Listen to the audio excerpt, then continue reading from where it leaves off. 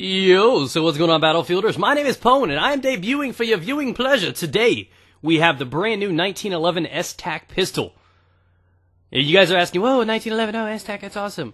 What has changed? It's got a light on it. That's about the only major difference, and as much as you guys would probably like to laugh at that, it makes this gun a new threat. I'm going to talk a little bit about that in due time, but for right now, I want to tell you guys what you got to do to unlock this weapon, because it may not be difficult, the assignments that you have to do to unlock this, but they are kind of time-consuming, and the more friends you have playing with you, a little bit easier they will become. And I don't know, that kind of sounded like Yoda was preaching right there, but what I want to tell you guys about this gun is it's definitely dangerous. It's definitely worth spending the time. I think it took me about 6 hours. I mean, half of it I was alone, too. I didn't have friends helping. So if you guys are willing to put the time into it, this is definitely a recommendable secondary sidearm. So without further ado, the first thing you have to know is that in the in-game DLC, there are 5 assignments you have to do to actually finally get to the S-TAC. The first 3 you have to do before you unlock the 4th, then you have to do the 4th before you unlock the final 5th one.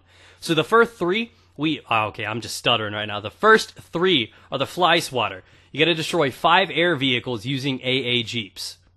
Quite easy. I mean, with flares up there, it could be a pain in the ass. If you got friends to help you, it could be a lot easier. The next one you have to do is called the Standard Bearer.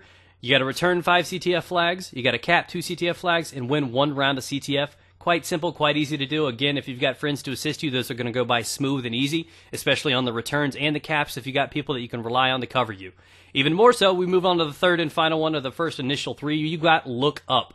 You got to kill 1 enemy soldier from airdropped IFV, destroy 1 enemy transport vehicle from airdropped IFV, and destroy 1 enemy IFV from airdropped IFV. It's a lot of talking in there, a lot of IFVs, but basically you got to be in the armor, you got to start taking things out.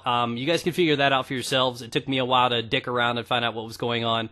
But again, that's something you're going to want to do. You're going to want to hop into Conquest. I wouldn't recommend doing 64-man, probably something a little bit smaller so you got a little bit more time spaced out, less threat to kill you, less mines and everything. That's just my pro tip when going for that one, because that one took me a little bit of time. Now, after you have those first initial 3 done, you can go on to the Road Warrior. The Road Warrior is simple. Destroy 20 vehicles and get a road kill with a dirt bike.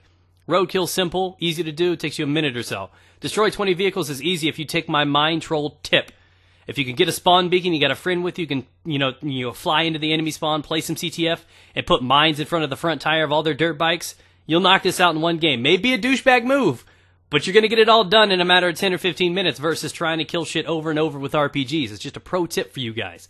Finally, the final and last one to unlock the S-TAC pistol, which is the Suppression Tactical 1911. All you got to do is get 20 headshots with pistols. I would recommend you guys to run around with the 44 because at any time, at any point, it's a one-shot kill to the head.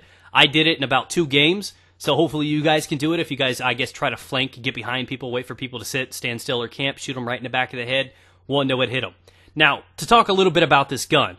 This gun is definitely a force to be reckoned with. When I first started playing Battlefield, before I ever fell in love with the MP443 or the 44, the gun of choice for me was the Suppressed 1911. I loved the gun. It was great for flanking. Whenever I had an audible weapon, whenever I was running around with like an AEK or G36 and I was running around, I always had comfort knowing I could have a nice, reliable, suppressible weapon, and I could just pull that out if I'm coming behind somebody so they don't know I'm actually flanking. It's always a good idea to have that. Now, what makes this one an upgrade from the previous one is you got that tac light. That tac light can disorient the enemy. It can confuse them and blind them temporarily. So not only are you comfortable flanking a little bit more, but if you happen to come eye to eye with another man, it's not going to be weird. You can actually just plow his face in. That might be weird. But you can actually take him out now because you have that slight advantage of being able to blind him with your weapon. Now, a lot of people are afraid of the 9 bullets. The biggest tip I can give you guys is when you actually empty out the mag and you reload it and you only have 8, wait till you think you're safe and actually put that extra bullet back in the mag. It's a reliable weapon. Again, if I had to rate my top 3 pistols, my top 3 sidearms, it'd probably go 443 because of its ammo capacity and damage. Then it would probably go this new S-TAC and then the 44. Obviously, a lot of that is preference. All of them are great. Oh, look at me put the dirt bike through the front door and take the guy off of there. Get out of here, guys. If only they had the S-TAC. Thanks for watching, guys. Hope you have a great day. Be sure to drop a like rating on the video if you enjoyed it. And like I said, it takes a little bit of time to unlock, but totally worth it when you do